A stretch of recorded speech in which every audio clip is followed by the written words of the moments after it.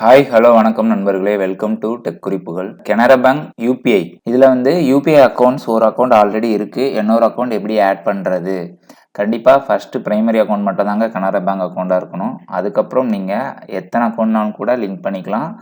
வேறு பேங்க் அக்கௌண்ட்டும் இந்த Canara bank யூபிஐயில் link பண்ணிக்கலாம். அதுக்கு நீங்கள் என்ன பண்ணணும்னா மை யூபிஐ அக்கௌண்ட்டுன்னு ஒரு ஆப்ஷன் இருக்கும். அதில் போயிட்டு எக்ஸிஸ்டிங் யூபிஐ ஐடி அல்லது விபிஐயை நீங்கள் செலக்ட் பண்ணிக்கணும். அதில் உங்களுடைய பேங்க் செலக்ட் பண்ணிவிட்டு தென் உங்களுடைய பேங்க் அக்கௌண்ட் நம்பரை செலக்ட் பண்ணுங்கள். இப்போது யூபிஐ ஆக்டிவேட் பண்ணுறதுக்காக என்ன பண்ண சொல்லுவோம், உங்களுடைய டெபிட் கார்டு கேட்கும். Sometimes some banks Aadhaar enable பண்ணி வச்சுருப்பாங்க. அந்த மாதிரியான பேங்க்குக்கு ஆதார் ஓடிபியும் நீங்கள் கிளிக் பண்ணிக்கலாம்.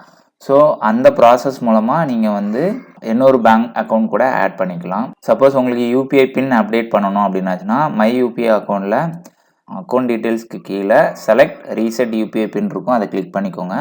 அதில் நீங்கள் டெபிட் கார்டு அல்லது ஆதார் ஓடிபி சூஸ் பண்ணி நீங்கள் உங்களுடைய யூபிஐ பின்னை சக்ஸஸ்ஃபுல்லாக ரீசெட் பண்ணிக்கலாம். சப்போஸ் சேஞ்ச் யூபிஐ பின்னா அக்கௌண்ட் டீட்டெயில்ஸ்க்கு கீழே செலக்ட் ஆர் சேஞ்ச் யூபிஐ பின்னு இருக்கும். அதை செலக்ட் பண்ணிட்டீங்கன்னா ஓல்டு யூபிஐ பின் கேட்கும். அதை போட்டுட்டு நியூ யூபிஐ பின் போட்டுக்க வேண்டியதான். இல்லை நான் யூபிஐ ஐடி கிரியேட் பண்ணியிருக்கேன், ஃபஸ்ட்டு யூபிஐ பின் செட் பண்ணனாலும் இந்த யூபிஐ பின் அப்டேஷன்ற மெத்தட் மூலமாக பண்ணிக்கலாம். தேங்க்ஸ் ஃபார் வாட்சிங் டெக் குறிப்புகள். Please keep supporting us.